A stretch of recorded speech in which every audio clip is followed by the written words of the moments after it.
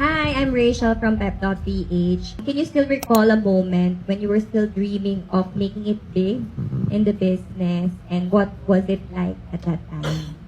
Oh. Ako personally, nung bata ako, nasa bahay lang ako umiinom ng tang. Wow!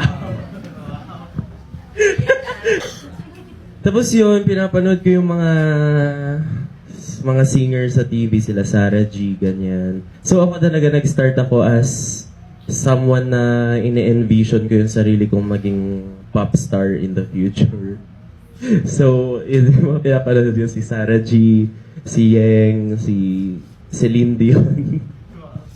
Bigay tayo isang lalaki. Si Gary V. Tapos, line ng Gary V. Tapos yun,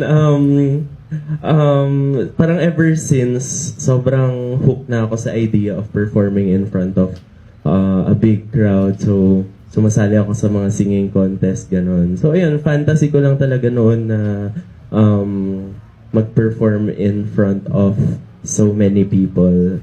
And, ayun, I guess hindi ko sinukuhan yung pangarap ko na yun. I think that's why the universe led me to meeting the four of these guys. Tapos yun, kayo ba?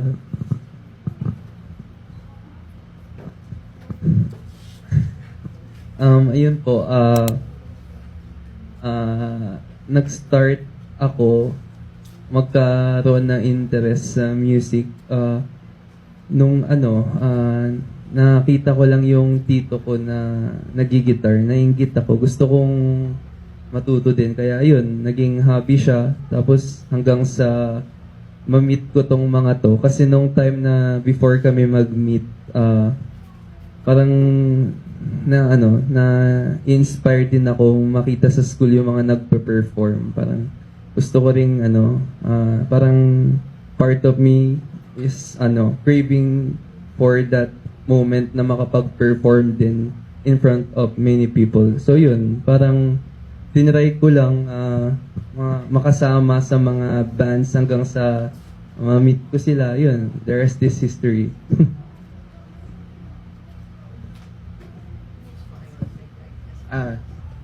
Ako po, simula dati pa, mahilig na po ako sa music. Pinalaki ako ni Papa na, pinapakinggan ko yung mga songs niya, parang mga Queen, The Beatles, mga ganun.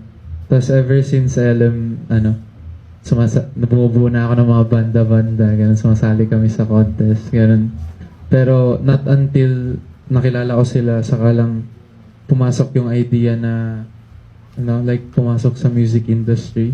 Like, never in my life na-imagine ko yung sarili ko doing it. Pero, ayun, dahil sa kanila, parang nag-broaden yung horizons ko and na-realize ko na parang this is something na I can do and I enjoy doing it,